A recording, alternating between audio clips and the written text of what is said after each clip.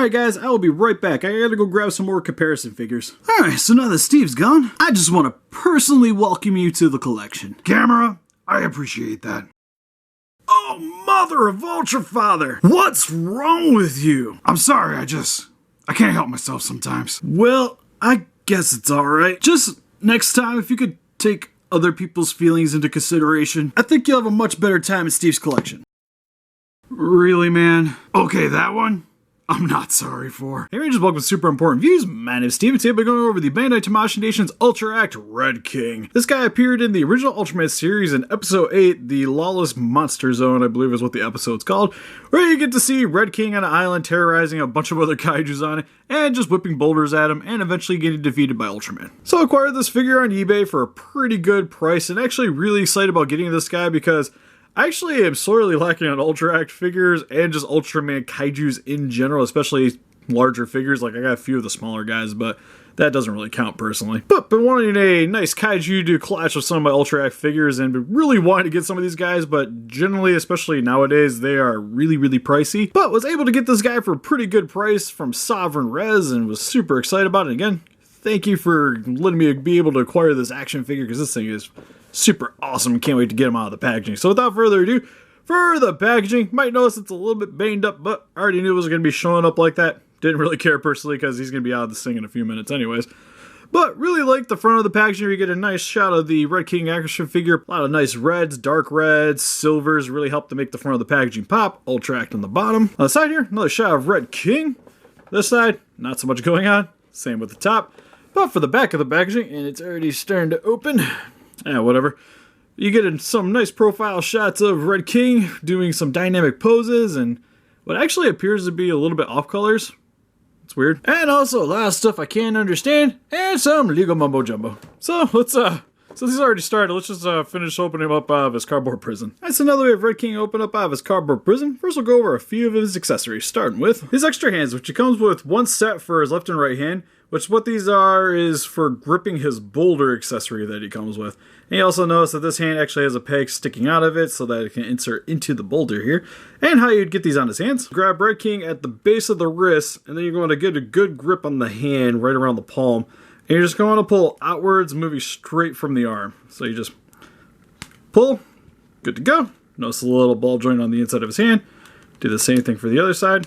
Pop it right off. Comes off pretty easily. Then you take our new hand accessories, just insert them onto the ball joints. Make sure you're going to want to be going straight onto the ball joint as you're applying pressure so that you're not going to be snapping the ball joint, be super depressed that you spent so much money on this figure and already destroyed it. Then once you get the hand on, and this one's actually kind of loose a little bit, but nothing too bad. It's not Gridman bad, so I'm not complaining.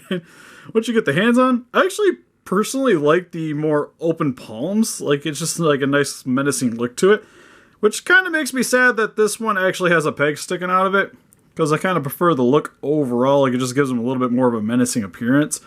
But I'm gonna be probably displaying them more with this hand on it, mainly because I just don't want to be seeing that peg unless he has the boulder. But then again, I might display him with the boulder that we've been talking about, which pretty much is his trademark weapon, which pretty much just looks like a rock.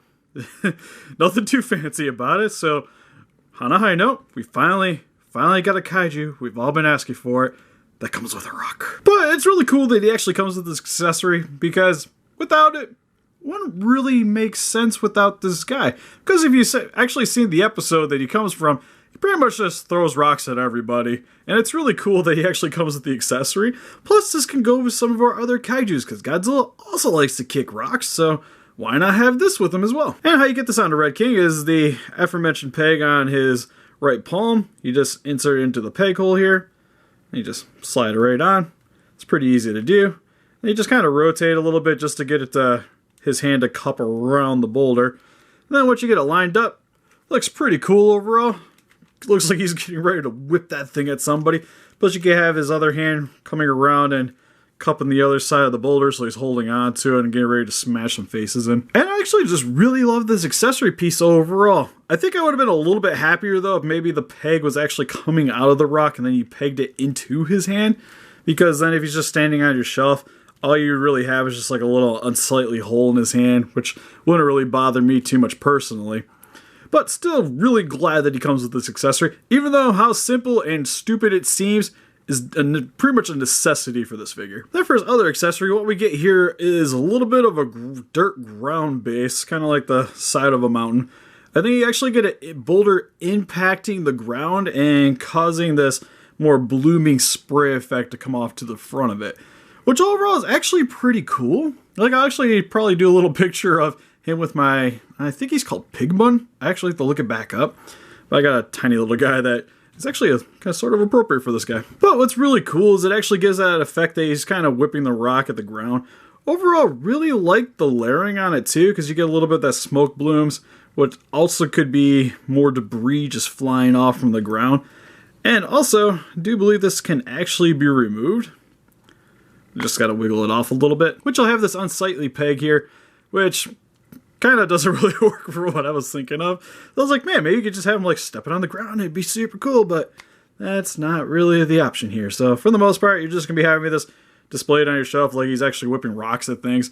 And you can have this like aiming at smaller characters or even smaller kaijus to give that nice kind of battle action effect, and overall is actually a pretty cool accessory for him. So moving here for a closer look at his details, Red King's head sculpt is awesome, very reminiscent of the TV show with his awesome fangs protruding out of his mouth, which is really cool. And actually he's a very weird looking kaiju with this tiny little head but absurdly large body with that very, I'm gonna say, corn on the cob appearance. Quoting Sovereign Res of this guy. But still really cool with his overall tan and blue color scheme, with a lot of the blue being primarily in the seam lines here, with the more of a airbrushing effect over top of it. Looks really cool overall. But the rest of the head sculpt's still pretty cool though, where you get that nice little triangle protrusion coming up towards the top of his head, with his tiny little dark gray eyes, with that little bit of hint of white for the pupils. Looks really nice overall. And then his mouth doesn't really have any articulation, from what I can tell. Like, it opens up a little bit, but nothing too crazy, so you can't really see the inner workings of the mouth too well, but you can notice the blood red color scheme on the inside of his mouth, a little bit of that tongue just ever so slightly sticking out. Then moving down to his neck, also is in a very triangular shape where it starts elongating towards the base of his shoulders, and then his massive lower section here, which, again, very, I get to reference Korn a lot here, but he also looks kind of like the Michelin Man, with a lot of ring patterns here for his arms, and especially on his legs.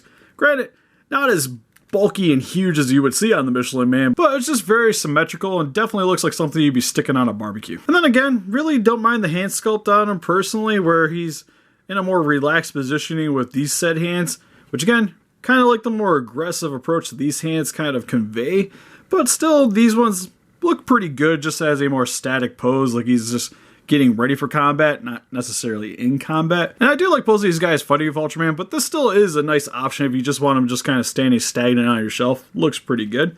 The only thing I'm really noticing on this figure that kind of stands out like a sore thumb for me is a little bit of the gapping issues he has, especially here on his legs, which you can kind of tuck them in to hide them, but then you'll notice that his legs are kind of sticking out in a weird angle, so you're going to want to move them up and angle them. But then you'll notice here on his knees that the gapping here starts showing up very well. Say if you start moving his arms around, you notice the gapping in his armpits. And it seems like to be the biggest issue I've seen on this figure so far is essentially when you got to articulate him, you have to start adjusting everything to get it to line up flush again. But if you want his legs moving more dynamic poses, those seams are going to show up a lot. And then finally you get his thick, bulky tail, which is also a very cool aesthetic on this kaiju because when you actually articulate it, it does hold the poses very well. And again, kind of has the same pattern scheme that you see with the rest of his Michelin Man body here, with a lot of very rounded circular edges going out throughout the entirety of the kaiju, with more variation on the undersection of his tail. And then for his articulation, head can look slightly up, slightly down, a little bit to the left, a little bit to the right, but nothing too crazy. Like, his head's not really articulated at all from what I noticed, and actually does pop off relatively easily. For the upper portion of his neck, can rotate a little bit as well, but you'll notice that these sections right here are actually going to bump into his shoulder pad, so doesn't get a whole lot of articulation on the upper portion of his neck. But it can swivel front and back as well, so you do get a decent amount of pivoting on it. Then for his arms, can move up about that far, down about that far, rotate all the way around. But you do get a decent amount of articulation here out of the shoulder. He has a nice bend here at the elbow. Also has a rotation at the elbow. Rotation at the hand. Also can pivot a little bit, but nothing too crazy. Also has a rotation here at the upper part of the shoulder as well. For his upper part of his stomach, has a decent forward and back motion and a little bit of a wiggle, which gives you a lot of the articulation for the upper portion of his body. Also, you guys notice that the head does pop off fairly easily on this guy from what it appears. But for the lower part of his waist, has a little bit of rotation as well. Another forward and back motion, but it's a little bit better on the waist section here. But gotta work it in a little bit on this figure. Then for his legs, can move outwards about that far, inwards about that far. Has a pretty good forward kick, really gnarly back kick. Like for his leg articulation, especially for the gapping, he still has a pretty crazy motion here. Like it even swivels a little bit in and out. Also has a rotation at the upper part of the knee. Has a pretty good bend at the knee as well. And then for his foot, can move forward, backwards, and rotate side to side. Then for his tail, each of these sections are on ball joints starting from here at the base of the tail. This section, 2, 3, and 4. So you actually get a decent amount of play here at the tail, which is really nice, and it also holds its positioning very well. So for some quick comparison, here we have the Ultra Act Red King compared next to some other Ultra Act figures with Gridman and the original Ultraman. And here's some SH Monster Arts figures with the second production run of the original Heisei Godzilla and Godzilla 2014. And here's some NECA action figures with the Godzilla 1954 and the Leatherback from Pacific Rim. And here's some random action figures with my DreamWorks Bogan, or Bogan, I can't remember exactly how to say his name, but he's from Ultraman Great, or as you also may know as Ultraman Towards the Future, and the Marmot Godzilla 1985, or 84. Personal preference. So in the end for the Ultra Act Red King, I actually really like this figure overall. His articulation is actually surprisingly very well. The detail work on him is really awesome, and I love his accessories. The only real major nitpicks I have for him is he has a little bit of gapping issues, and that's pretty much about it. But I do really love that he can hold all of his poses very well, especially with his tail.